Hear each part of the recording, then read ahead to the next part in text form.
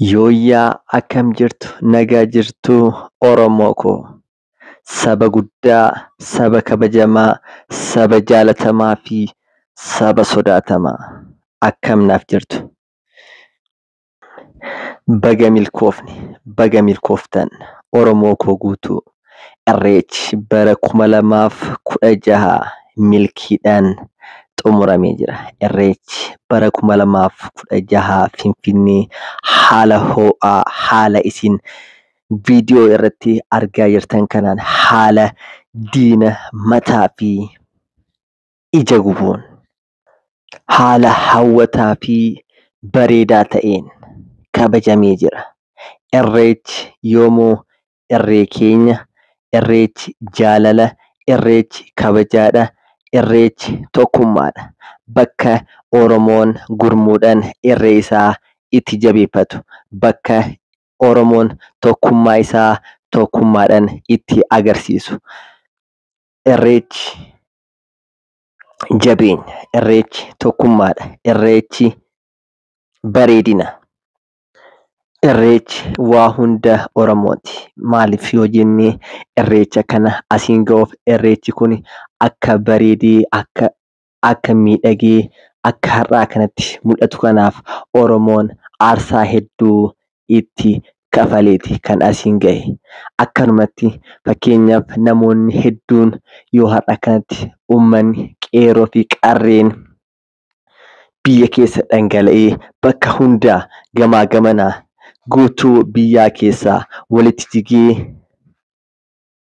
kabajee bareedee karaarra taphachaa sirbaa deeman diinni yookaan namoonni tokko tokko akkanumatti kan as gahe se'u.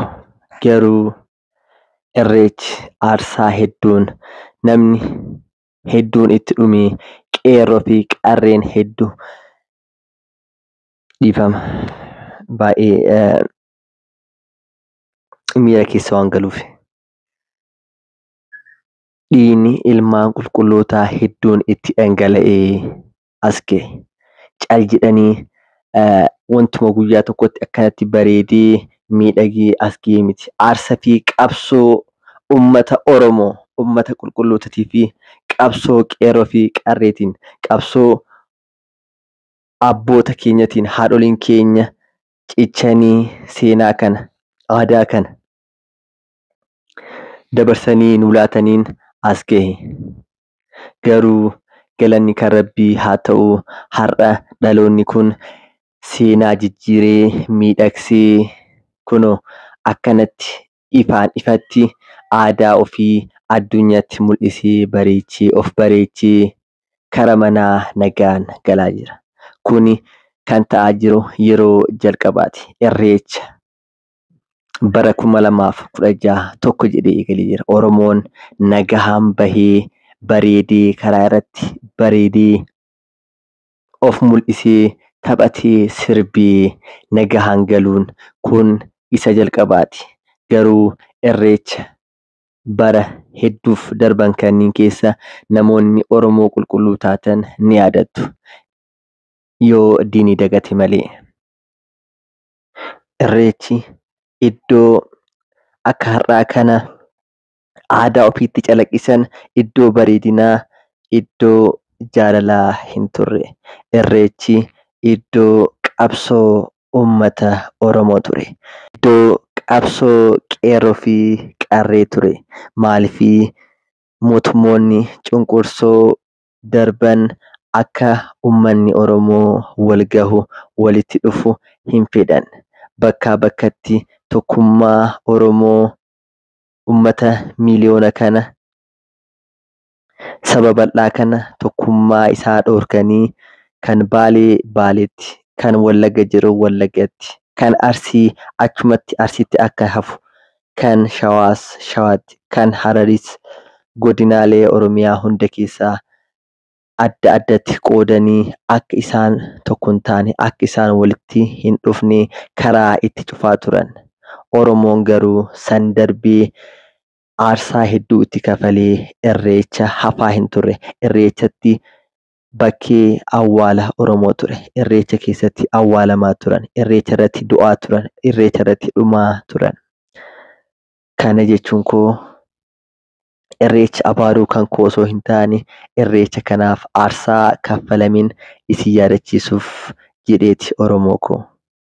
Malee irreechi jaalala, irreechi bareedina argaa jirra kunoo har'a diinni irreecha keenya nu jalaa fokkisee achirratti nu jiisaa, achirratti Oromoo qeerroo fi qarree Oromoo shororkeessaa godhee boombii itti roobsaa ture.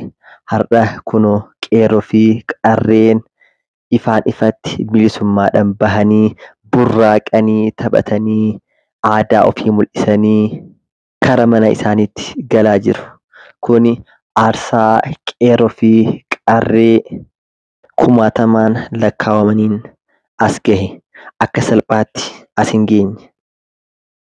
Haa ta'uu kun hundi darbee Oromoon guyyaa har'aa handhuura ishee handhuura Oromiyaa keessatti Finfinnee keessatti ifaan ifaan taphatee burraaqee maree hoo jedhee irreeffatee irreecha Bishooftuutiif yookaan irreecha Hora Arsadeef of qopheessee galaa jira. Kuni yeroo jalqabaatiif. Maaliifii irreecha baranaa irreecha bara 2016 kana keessatti namni tokko osoo lilmeen nu jalaa hin horaanin Oromoon takka osoo hin rifatin gammachuudhaan gammachuudhaan hora Finfinnee nagaan irreeffatanii gara irreecha Hora Arsadee boruutiif of qopheessuun kun yeroo jalqabaatiif. Sanuu yeroo akkaan ulfaata jedhamee yeroo diinonni Oromoo heddummaate kana keessatti yeroo fannoo fi faandoon biyya guutte kana keessatti uummanni Oromoo nagahaan biyya isaa keessatti biyya ambaa osoo hin dhaqin Oromiyaa qulqulluu dachee magariisaa jannata lafarraa taate irratti kabajaadhaan jaalalaan Oromoon marti walitti dhufee irreecha tokkummaadhaan kabajee taphatee irreeffataa jira. Kanaaf kan namoonni hedduun Oromoon baala gizeedhaan osoo hin taane guyyoonni akkanaa kun wantoonni taateewwan akkanaa kun Oromoon baala gizee yookaan immoo aangoon Oromoo harka jira nama jechisiisa. Oromoon biyya isaa keessatti bilisummaadhaan kabajaadhaan manaa bahee mana galuun ayyaana isaa, aadaa isaa, afaan isaa, safuu fi duudhaa isaa addunyaadhaaf haala kanaan mul'isee yoo gara mana isaa deebi'u kara manaa galu kuni Oromiyaadhaaf saba guddaadhaaf gammachuu guddaadha. Kanaaf qaamni mootummaa keenyas qaamni amma biyya bulchaa jiru hedduu galatoomfamuu qaban. Maaliifii osoo isaan jiraachuu baatanii osoo isaan diina Oromoo kana mataa dhahanii nurraa cal'isiisuu baatanii Oromoon haala kanaan irreeffatee hin deebi'u ture. Garuu galanni isaaniifis barbaachisa. Maaliifii Finfinneen akkanatti osoo qeerroon tokko lilmeen takka nu jalaa hin horaanin akkasumas osoo qarreen takka hin rifatin nagahaan irreeffattee gara mana ishii gara Hora Arsadeetti yookaan gara irreecha Bishooftuutti fuula deeffachuun isaanii Finfinneen nagaa ta'uudhaan. Sababni Finfinneen nagaa ta'uu ishee immoo nageenyi Finfinnee haala bareedaa ta'een kabajamuu isaati. Haala barbaachisaa ta'een eegamuu isheetiin. Kanaaf warroonni seera kabachiisanis poolisoonni Finfinnees osoo qeerroo keenya hin daddarbin jaalalaa fi kabajaadhaan waan nu simattanii gara biyya isaaniitii fi gara irraa dhufanitti gara Hora Arsadee akka deebi'an waan nu gootaniif kabajatu isiniif mala. Keessattuu kantiibaa magaalaa Finfinnee kan taate addatti galateeffachuu barbaade. Aadde Adaanech Abeebee Finfinneen kan tufaamunaa ta'uu ishee ifaan ifatti waan nu agarsiisteef, Finfinneen kan saba guddaa kan Oromootaa ta'uu waan nu agarsiisteef, Finfinneen Addis Ababaa osoo hin taane Irreecha ta'uu, Addis Ababaa osoo hin taane Finfinnee ta'uu waan nu agarsiisteef, Finfinneen handhuura Oromootaa ta'uu waan nu agarsiisteef. Kanaaf ati Adaanech Abeebee osoo hin taane Fayyisee Abeebeeti maqaan kee. Hedduu nu galatoomii. Fayyisee teenya waan Finfinneen Finfinnee akka urgooftu, Finfinneen Oromoo akka urgooftuuf, Finfinneen Oromoo akka fakkaatuuf nuuf gooteef kabajatu siif mala. Fayyisee teenya galatoomi siin jenna.